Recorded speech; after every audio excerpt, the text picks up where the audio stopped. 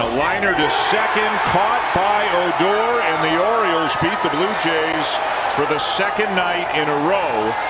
And they do it in comeback fashion tonight with a run in the 7th and 2 in the 8th to beat the Blue Jays 6-5. Yeah, that's why it stung. The Blue Jays were behind early on, and then they came back. They took the lead, but the bullpen couldn't hold it as the Orioles come back to win Game 2 of this 3-game series.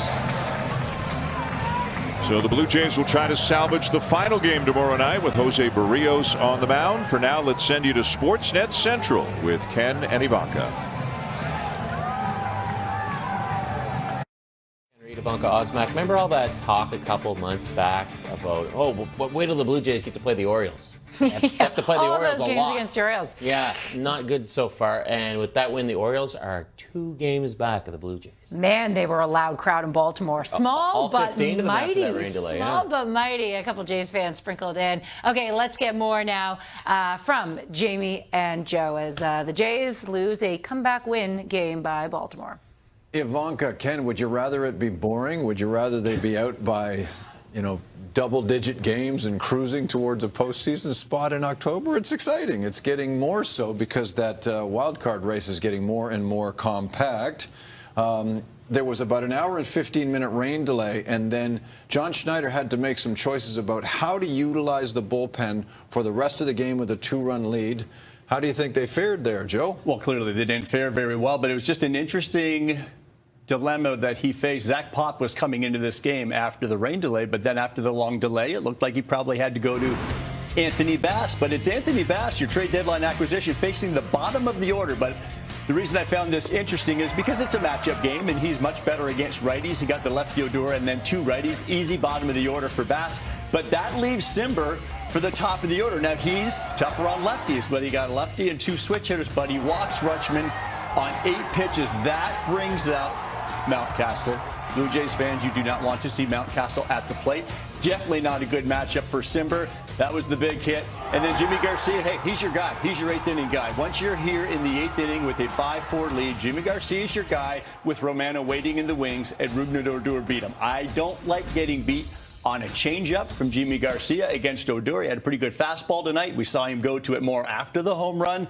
You always hate to lose on your second-best pitch in a critical situation. I think Garcia lost with his second-best pitch. He's been pretty good lately, too. I think he's given up 4 runs in about the last 8 weeks or so, but he's also been used a lot lately as well. So here go the Blue Jays into the final game of the series, hoping to avoid a sweep, and they'll send Jose Barrios to the mound, whose struggles are well documented on the road. So join us for what should be an entertaining edition of Blue Jays Central, 6:30 Eastern, 3:30 Pacific, as it's back to Ken and Ivanka. Thanks, Jamie. That question you asked off the top, the answer is yes. Yes, Osmak. We'll take lopsided in a cruise to a playoff spot, won't we? Like what the Yankees are doing right now? Not that we're homers. Well, maybe. John Schneider coming up, post-game conference. When he speaks, we'll bring it right to you here on Sportsnet Central. All right, back to the Jays story. They lose to Baltimore again. Looked like they were in command after a big 6th inning. The rain fell, and then Baltimore just kept chipping away. Bo Bichette had a couple homers. Yeah. Nice shot, put them up 5-3. Rougned Odor, bottom 8. Rougned Odor. Yeah, 2-run shot. Yeah, Toronto doesn't like him. Lots to talk about. 77-minute rain delay. Alec Manoah wasn't exactly Alec Manoah. Yep, true. Let's get to it with John Schneider.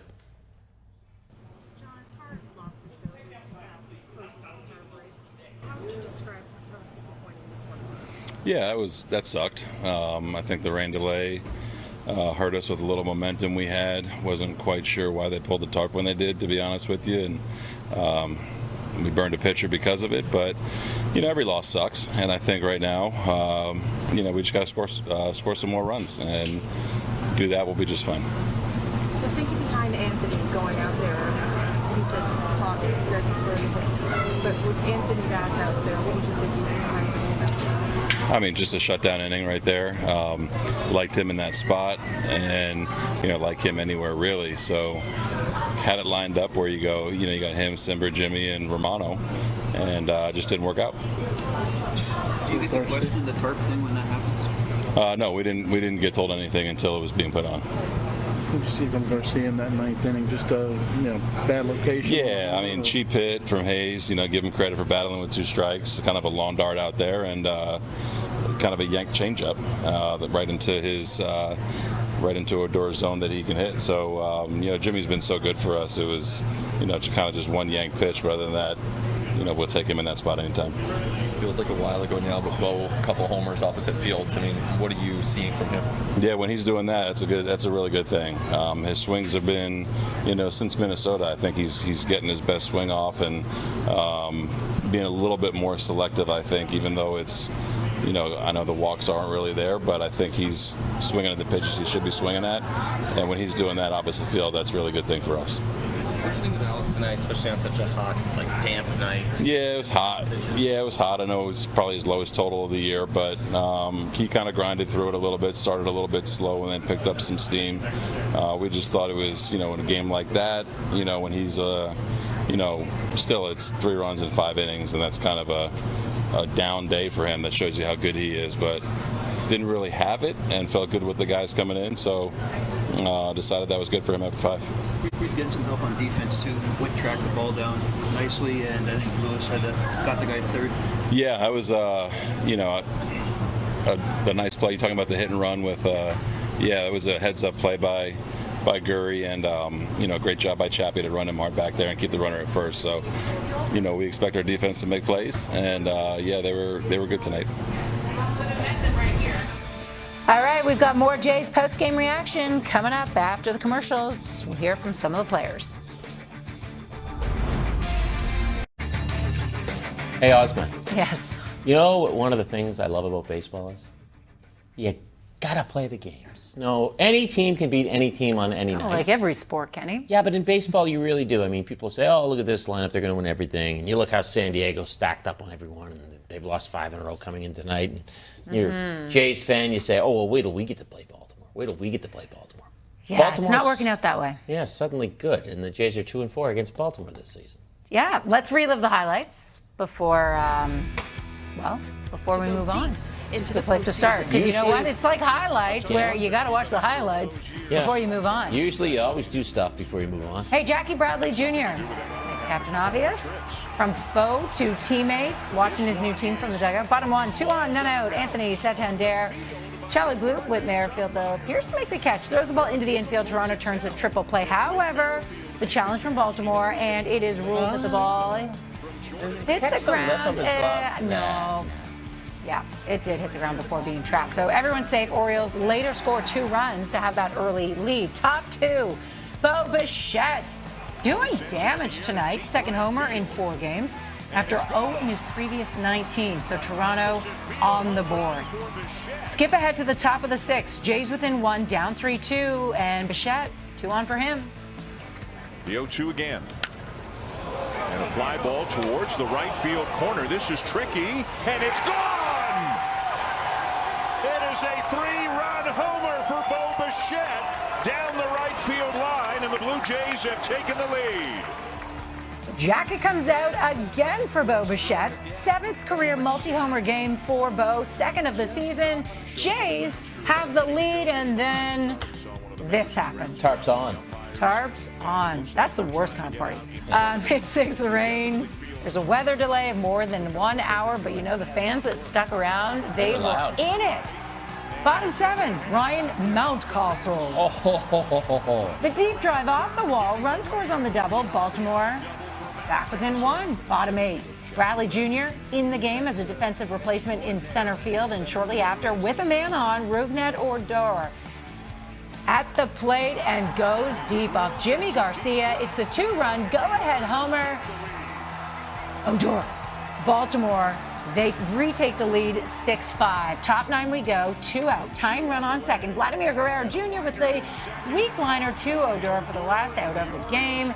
And that would be all she wrote. The comeback win for the Orioles. Yes, 2-4 versus the Jays this season, as they have won the first 2 games of the series. Back to Jays content. You said earlier, Alec Manoah, just not Alec Manoah-like. He went 5 innings, gave up 3 earned runs on 8 hits. He wanted to go more. Wanted to. Maybe could have gone more. Let's get his take. Can't always get what you want. Did the Rolling Stones say that? Very good, Mick Jagger. Here's Alec Manoah. Yeah, I just think tried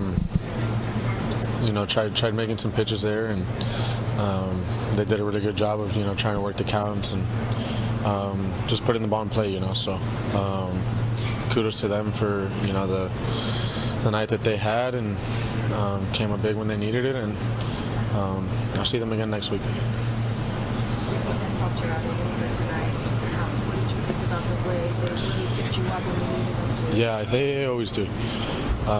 Defensively, offensively, that's why the biggest thing for me is just try and keep the team in the game, just try and give those guys a chance, and I know if I keep it close enough, they usually come through. In particular, there's that play in center field that was almost the triple play. Wondering what your perspective on that was, the near catch by Witt, and how that all unfolded. Yeah, I thought it was a really good play. The angle we saw on the field looked like it was going to be a triple play. I guess they probably had a different angle or something in New York. But yeah, really good play by him. Even if he didn't catch it, just being able to keep it in front and limit the runners being able to run all the way around.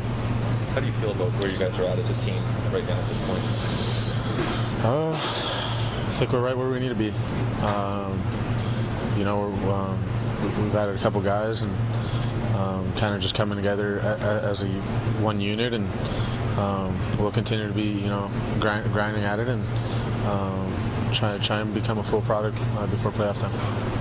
What is the intensity level in these games against the Orioles? You guys have played some pretty hard-fought matches against them for a few years now. Very close to this. Yeah, I don't think anything changes. I think we come out trying to win every game. So they're playing really good baseball right now, and winning games on the road is always tough in this league. Especially in the AL East. So playing some close games, and we're just looking for the ball to bounce our way. Talked about getting guys. You have Witt making a couple of good plays today. Springer will be back, and you have Bradley. That's the kind of thing you're talking about. Yeah, definitely. I think Bradley's a World Series champ, Gold Glover. I think he's a great veteran guy in the locker room, and I think he's definitely going to help us down the stretch. Thank you. Yeah.